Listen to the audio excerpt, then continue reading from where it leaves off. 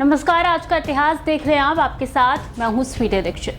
आज 4 मार्च है और 4 मार्च का दिन इतिहास के अहम पन्नों में दर्ज है। बता दें कि भारतीय नौसेना के लिए एक अहम दिन है आज का दिन। इस दिन साल 1961 देश की नौसेना को एक विमान वाहक पोत मिला था। आज भारत जैसे देश की नौसेना को बिना विमान वाहक पोत के कल्पना करना भी मुश्किल है, लेकिन आज़ादी के बाद भारत को विमान वाहक पोत मिलने में काफ़ी समय लगा था। 4 मार्च 1961 को INS विक्रांत भारतीय नौसेना में शामिल कर लिया गया था। इसके आने के 4 साल बाद से ही इस पोत की अहमियत दिखाई दी गई थी और 1965-1971 के भारत पाक युद्धों में पाकिस्तान सेना में खौफ पैदा कर दिया था।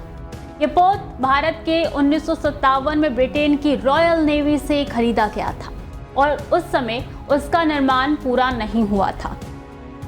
इसके पूरे होते ही 1961 तक का समय लग गया था। उस समय इसे 4 मार्च 1961 को INS यानी इंडियन नेवल शिप विजय लक्ष्मी पंडित नाम से नौसेना में शामिल किया गया था। बाद में उसका नाम INS विक्रांत कर दिया गया था। INS विक्रांत का पहले SMS यानी कि हर मैजेस्टी शिप हरक्यूलिस नाम था।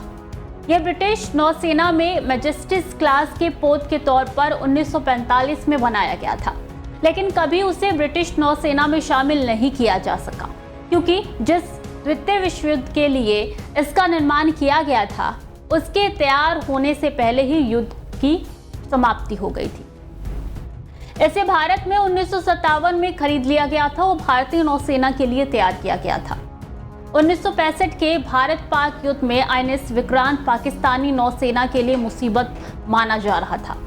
पाकिस्तान ने दावा किया गया था कि उसने INS विक्रांत को तबाह कर दिया है। जब भी मुंबई में कुछ तब्दीलियों से गुजर रहा था, बेशक भारत के बार विमान वाहक पोत पाकिस्तान के लिए बहुत बड़ा खतरा साबित हुआ। उसका होना ही पाकिस्तान के खौफजदा होने के लिए काफ़ी था। ये पाकिस्तान के बयानों से साफ दिखता भी था। कहा जाता है कि 1971 के भारत पाकिस्तान के युद्ध में भी इस विमान वाहक पोत में पाकिस्तान की नाक में दम कर दिया था और पाकिस्तान हर कीमत पर इसे ख़त्म करना चाहता था। इस पोत के बॉयलर में समस्या होने के कारण इसे सीमित गति से चलाना पड़ता था, जो कि इसकी एक कमजोरी हो गई थी।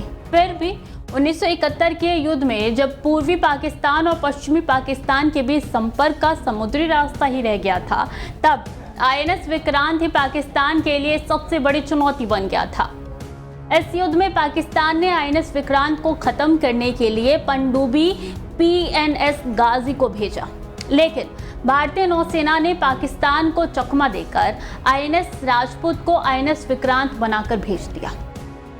जब दोनों का आमना सामना हुआ तो INS राजपूत ने गाजी को तबाह कर पाकिस्तान को लाचार कर दिया और पश्चिमी पाकिस्तान से जो मदद पूर्वी पाकिस्तान को भेजी जा सकती थी वो नहीं भेजी जा सकती, जिसके बाद बांग्लादेश के निर्माण का रास्ता साफ हुआ।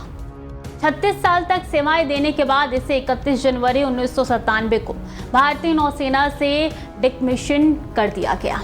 इस जहाज की लंबाई 260 मीटर और अधिकतम चौड़ाई 60 मीटर है।